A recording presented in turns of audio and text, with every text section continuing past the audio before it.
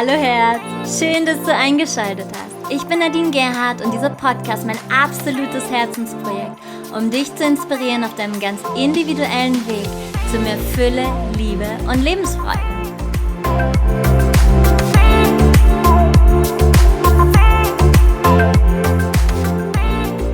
Yay, Satnam! Thanks God, it's Monday! Wie schön, dass du wieder eingeschaltet hast zu einer neuen Folge von Heiter bis Sonnig. Heute gibt es einen wundervollen Soul Talk mit einer noch wundervolleren Frau, die ich schon seit so vielen Jahren schätze, sehr, sehr schätze. Und sie zählt zu meinen absoluten Top-Mentorinnen. Und ich bin wegen ihr, mit ihr schon um die ganze Welt gereist und war mit ihr in New York, ich war mit ihr in Indien, in Serbien, in London. Muss ich überlegen. In Berlin, okay, das ist fast ums Eck. Auf jeden Fall zählt diese Frau, oder sie verkörpert für mich das Bild der alten Weisen. Und ihre Energie, ihre Ausstrahlung, die ist so leuchtend hell, das hat mich von Anfang an umgehauen, das hat mich so fasziniert. Und trotz ihrer fast 80 Jahre macht sie den jungen Hüpfern auf der Bühne einen vor. Das ist der absolute Hammer. Sie gilt als die Königin des Kundalini Yoga. Sie zählt zu den weltweit bekanntesten und erfolgreichsten Kundalini Yoga Lehrern. Und sie reist jetzt seit mittlerweile mehr als 45 Jahren mit ihrem Mann Guru Shabbat um die Welt und unterrichtet die Kundalini Yoga Tradition nach dem Inder Yogi Bhajan. Und Yogi Bhajan selbst hat Kundalini Yoga in den 70er Jahren in den Westen gebracht, damit auch nach LA. Und dort hat meine wundervolle Mentorin, Lehrerin, diese wundervolle Frau auch zum Kundalini Yoga gefunden. Auch sie ist viele, viele Jahre mit Yogi Bhajan um die Welt gereist und hat mit ihrem Mann zusammen 1983 das Golden Bridge Yoga Center in Los Angeles eröffnet. Das war damals ein Riesenhype. Es war das größte Yoga-Studio der ganzen USA mit 1800 Quadratmetern Studiofläche, mit über 100 Kursen in der Woche, mit über 5000 Übenden. Und ja, das war eine Riesendimension. Irgendwann hat auch ein Studio in New York City, in Manhattan aufgemacht. Und ich bin so froh, dass ich dort noch gewesen bin, weil es sind so unendlich schöne Erinnerungen, die ich an dieses Studio habe, mit so einer hochschwingenden Energie mitten in Soho. Und ich habe echt geweint, als es hieß, dass das Studio zumacht. Mittlerweile gibt es beide Studios nicht mehr, aber du kannst die beiden überall auf der Welt antreffen, je nachdem, wo sie gerade Teacher-Trainings geben. Und gäbe es Corona nicht, dann wäre ich diesen April wieder in Indien. Und ich habe mich schon riesig drauf gefreut, aber naja, so ist das Leben. Es ändert sich, wann immer es will. Vielleicht wäre ich niemals zum Kundalini Yoga gekommen, wenn diese Frau nicht so ein großer Star zu der Zeit gewesen wäre. Weil mein damaliges Yogi-Leben, da ging es mehr um Handstand und Spagat, aber irgendwas hat mir ja immer wieder gefehlt und dementsprechend bin ich doch immer wieder auf die Suche gegangen. Und ich wusste damals, oder das hört sich jetzt voll gemein an, aber ich dachte, diese ganzen Kundalinis, das sind alles Freaks mit ihren Turbanen und ihren weißen Kleidern. In Frankfurt ist es so, dass man traditionell schwarz trägt. Nun ja, aber wie du mittlerweile weißt, hat sich das alles verändert. Sie war in Magazinen abgelichtet wie der New York Times, der Vogue, InStyle, Rolling Stones und wie sie alle heißen und wurde bezeichnet als den berühmtesten Yogi Hollywoods. Und zu ihren Kunden zählten Stars wie Madonna, Michael Jackson, Pacino, Crawford, Reese Witherspoone und viele, viele mehr. Warum ihr das irgendwann zum Verhängnis wurde und warum sie das von einem auf den anderen Tag gelassen hat, darüber reden wir hier im Interview. Ihr spiritueller Name bedeutet übersetzt eine, die Tausenden über den Ozean hinweg hilft. Sie lebt das, was sie sagt und gibt es an wirklich tausende Menschen weiter. Sie ist Autorin der Bücher Die 8 Gaben des Menschen und Bountiful, Blissful und Beautiful für werdende Mütter. Und dieses Buch gibt es mittlerweile auch auf Deutsch. Und ich habe schon so viel diese Bücher weiterempfohlen und alle waren begeistert. Und du findest die Links zu den Büchern natürlich in den Shownotes, dann kannst du später reinschauen. Und sowieso die Calzaway-Ausbildung von ihr, sie ist ja auch unter anderem spezialisiert auf Frauen und werdende Mütter, das sollte jede Frau gemacht haben. Egal, ob du Kinder willst oder nicht, ob du schon Kinder hast, es ist ein Must für jede Frau. Es war die beste Ausbildung, wenn nicht sogar die beste Ausbildung im Kundalini Yoga, die ich je gemacht habe. Und jetzt habe ich die Spannung so sehr aufgebaut, aber du weißt ja schon den Namen. Freue dich auf das Interview mit Gurmukh Kaur Khalsa. Wir sprechen nicht nur über Kundalini Yoga, sondern darum, warum du deiner inneren Stimme immer vertrauen solltest. Was wir Menschen angestellt haben, dass wir uns mittlerweile so sehr in der Trennung befinden. Wir sprechen über das menschliche Ego, wir sprechen über die Liebe, über die Sexualität, über Frausein und vor allen Dingen das bewusste Frausein und über bewusste Beziehungen und damit auch bewusste Partnerschaften. Das Interview ist auf Englisch und im November 2017 in Serbien entstanden. Und das, was Gurmukh sagt, passt so sehr ins aktuelle Zeitgeschehen rein. Das ist der Hammer. Ich habe Gänsehaut bekommen, als ich es abgehört habe. Wie ist das Interview entstanden? Ich war auf dem Teacher Training in Serbien und dort vor Ort kam mir so die Idee, warte mal, ich will doch irgendwann einen Podcast machen. Vielleicht frage ich sie mal, ob sie ein Interview mit mir machen möchte. Es hat tagelang gedauert, bis ich mich überhaupt getraut habe. Sie hat direkt Ja gesagt.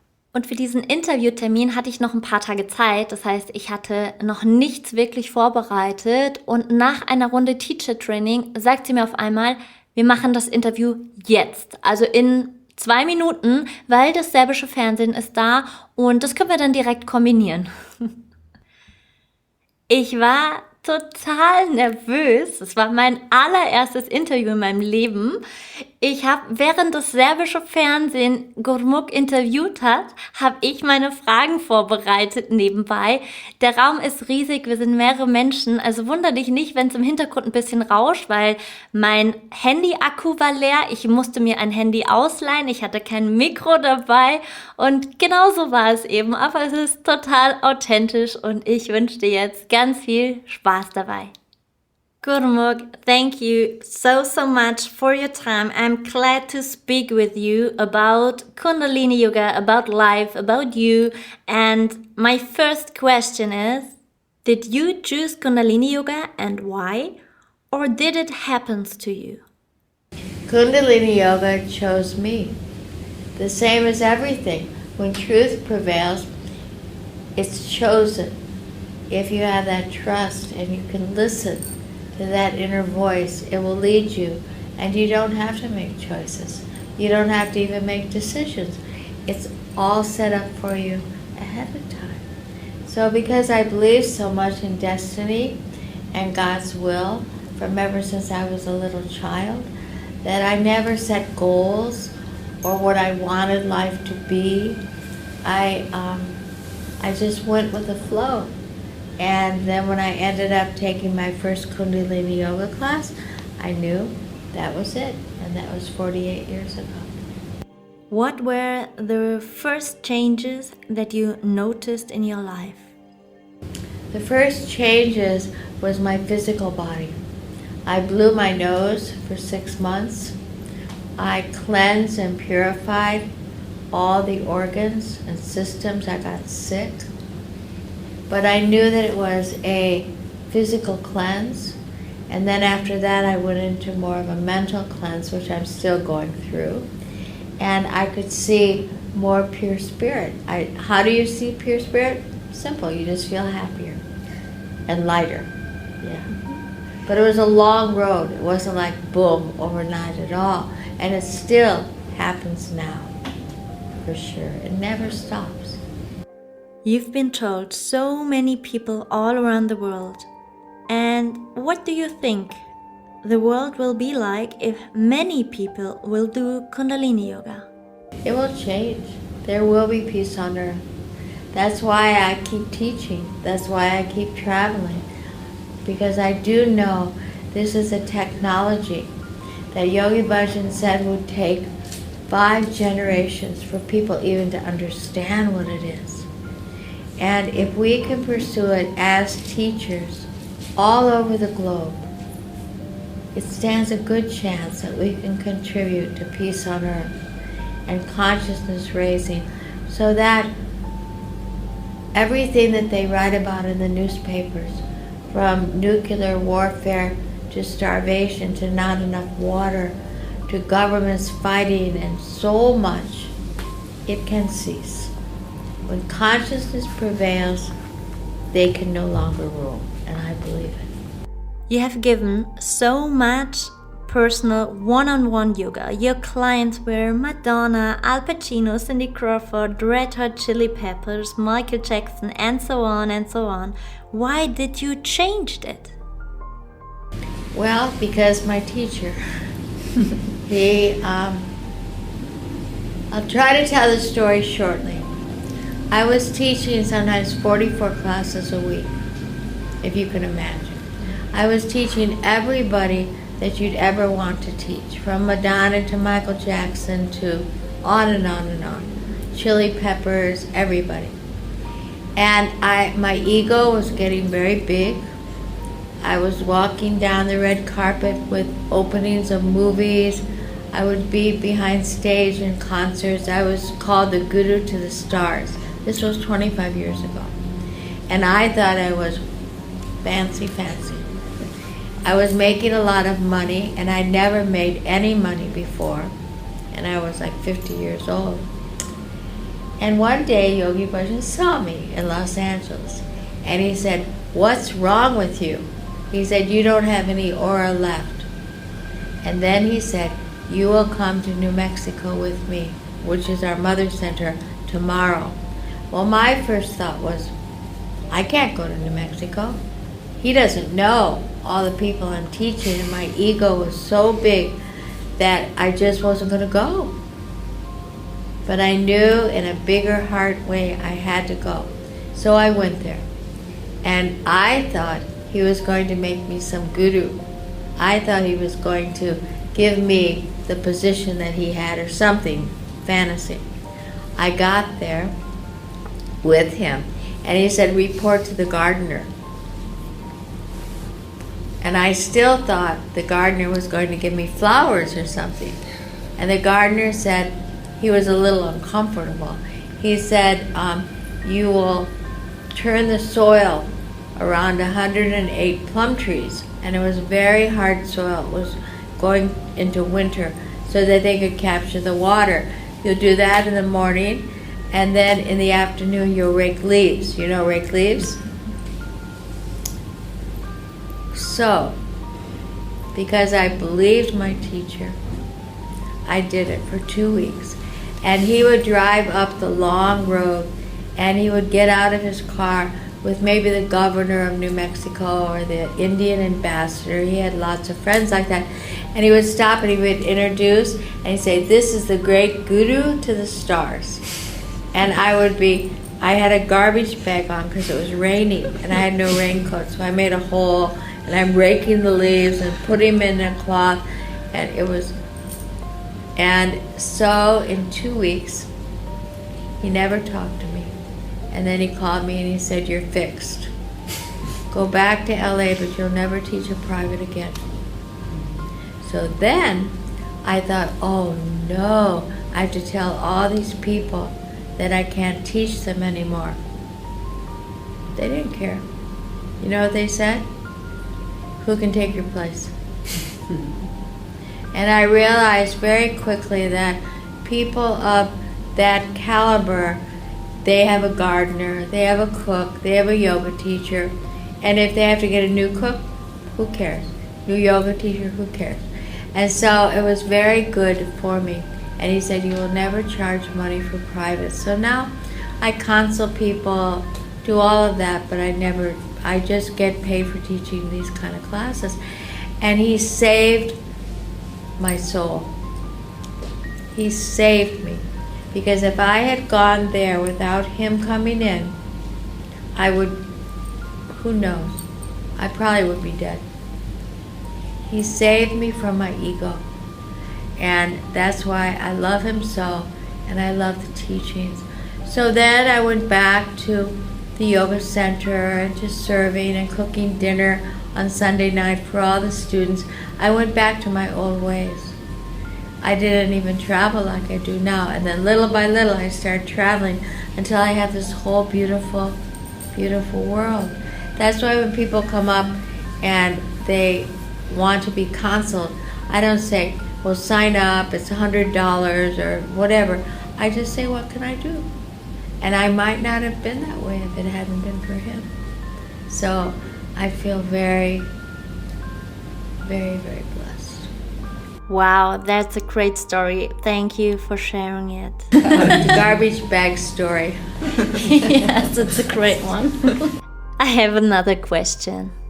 For me, Kundalini Yoga touched me very deep, and when I first saw you in Frankfurt, it was on a workshop, and you came into the room and I got goosebumps and I started to cry because of your high vibrational energy. And I fell in love with this powerful technology. And I'm asking you why Kundalini Yoga is not so popular in the yoga studios around the world. Because it's not simple. It asks you to go very deep. I mean, you know, most people aren't ready. All they want to do is do a physical practice, which is good. Meditate a few moments, which is good. But Kundalini Yoga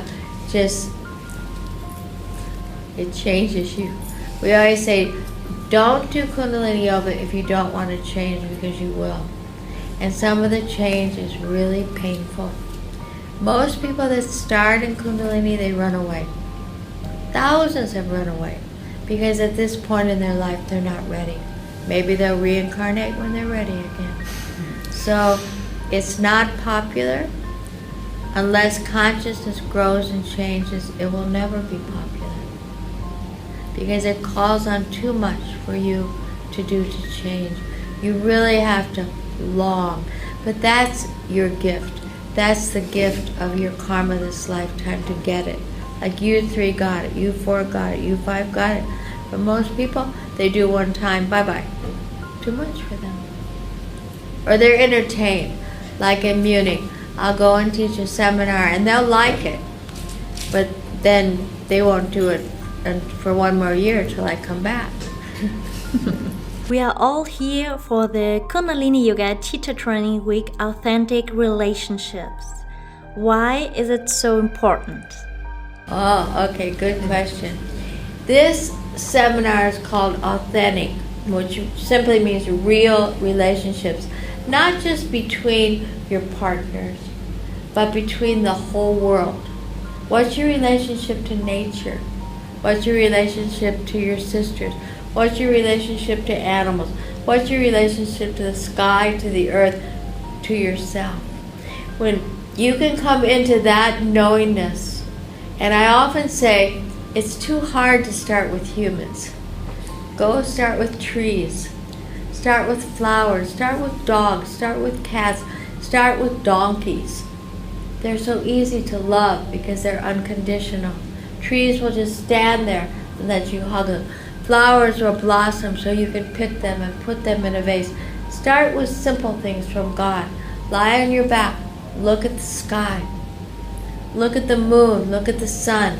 Start with that love. And then you'll be able to take that love into loving relationships with people. Because people are not as predictable as the moon, as a tree. They're not so unconditional in their love because of their programming.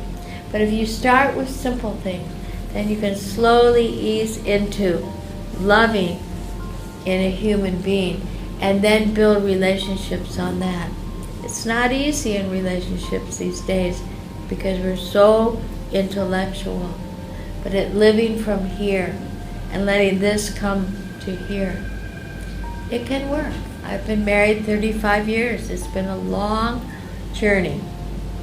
And I would just say in the last really 5 years have we come into a joy. Before that, it was just work, work, work, thinking of how to run away. But commitment, Yogi Bhajan said, is the first step to happiness. So it kept me going, and now I'm very happy I have. What is your favorite topic of all the teacher training weeks?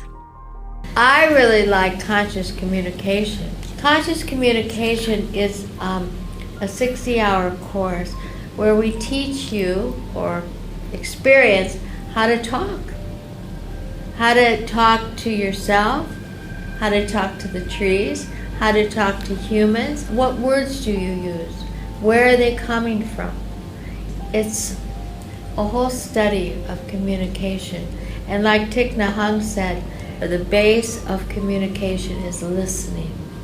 Sunye, we say, to listen. So we'll learn how to listen to our own hearts, learn how to listen to others' hearts, and learn how to speak in words that people can hear. It's a wonderful course. Could you tell us a few impressions about Serbia and Serbian people? And how do you see the future and the changes in the Aquarian age? I find the Serbian people very open, very friendly, but at the same time, I feel a lot of pain and hurt from war here. I feel a lot of prejudices that need to be cleared over time, and I think that the generations to follow will clear them between religious differences. From everything that has happened in this small piece of world,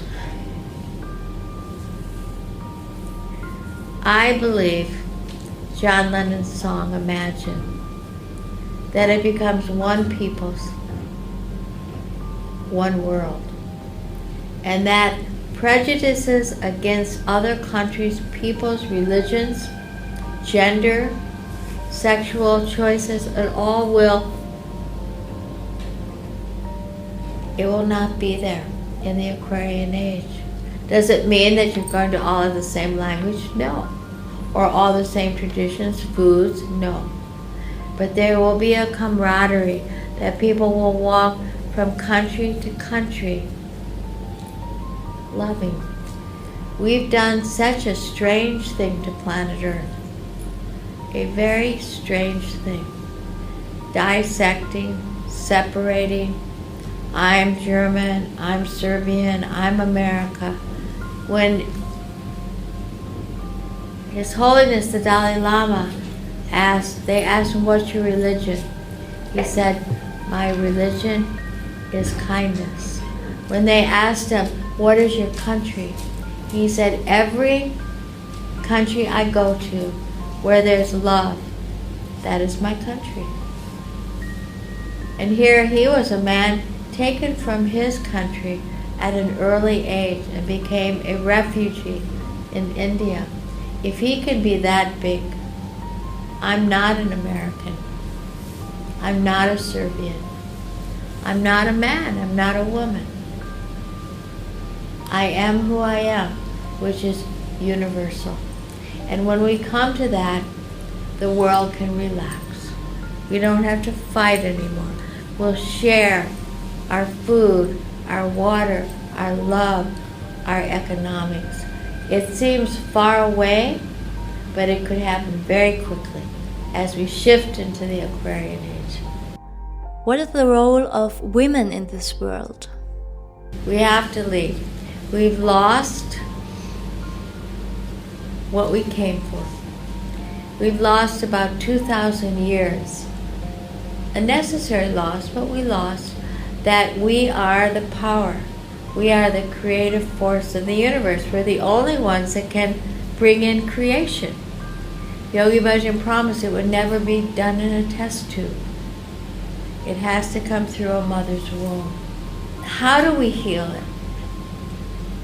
We heal it with women being with women, through no competition, no comparison.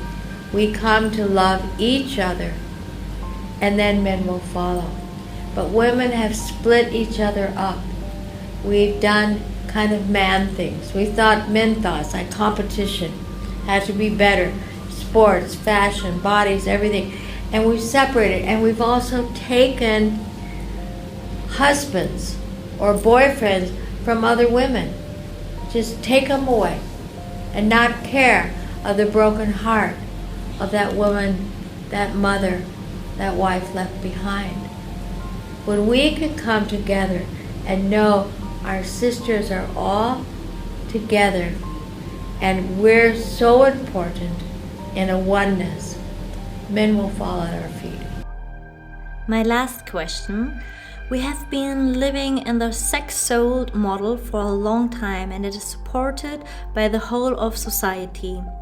What used to be an act of liberation is now moving more and more towards pornography and vulgar language, and the holiness of sexuality has been lost over the years.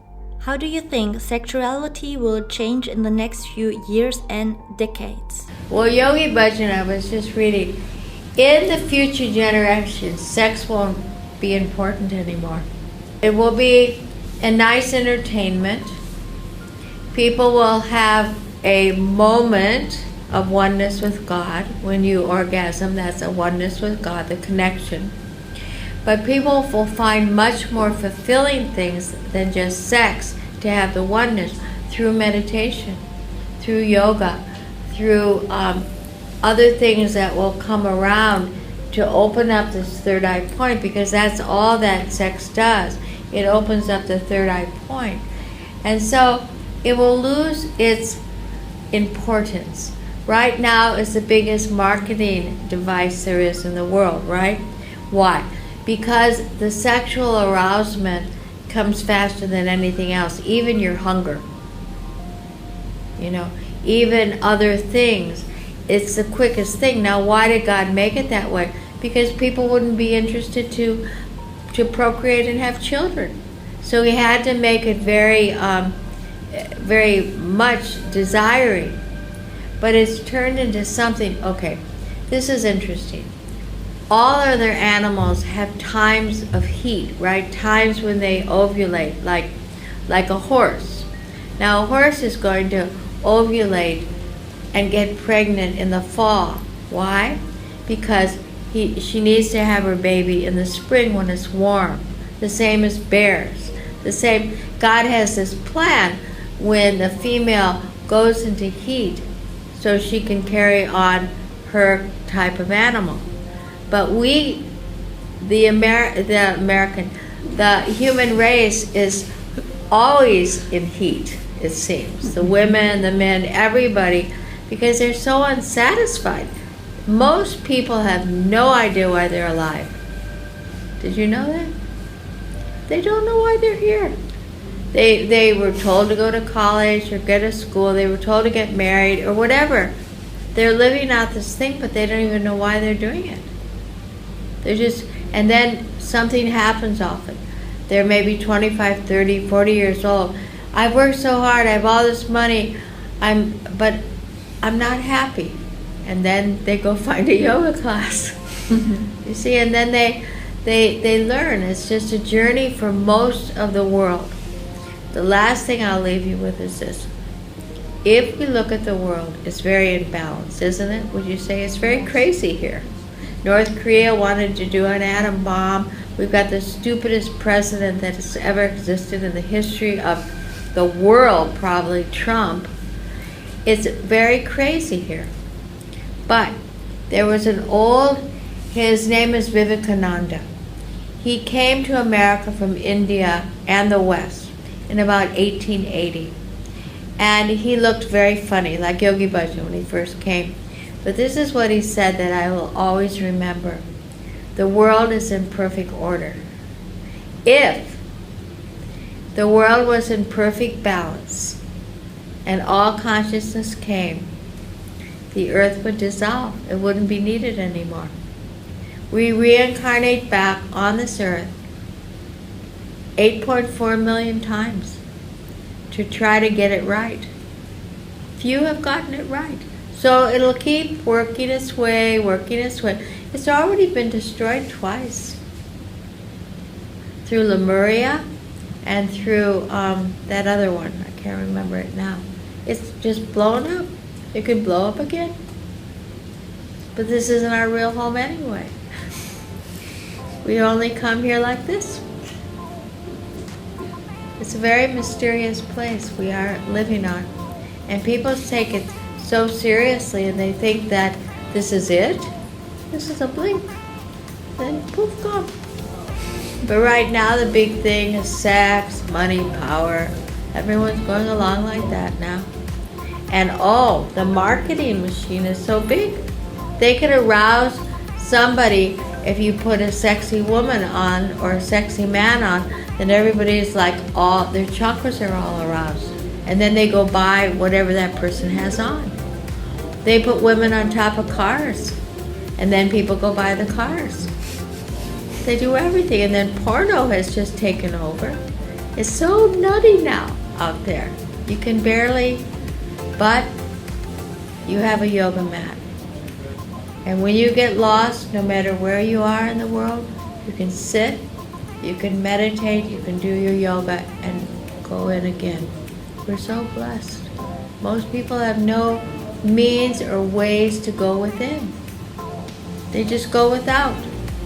Get a drink, get a drug, do marijuana, go to your therapist, get psychological drugs, go beat somebody up. No one knows what to do. Parents don't know how to be parents anymore.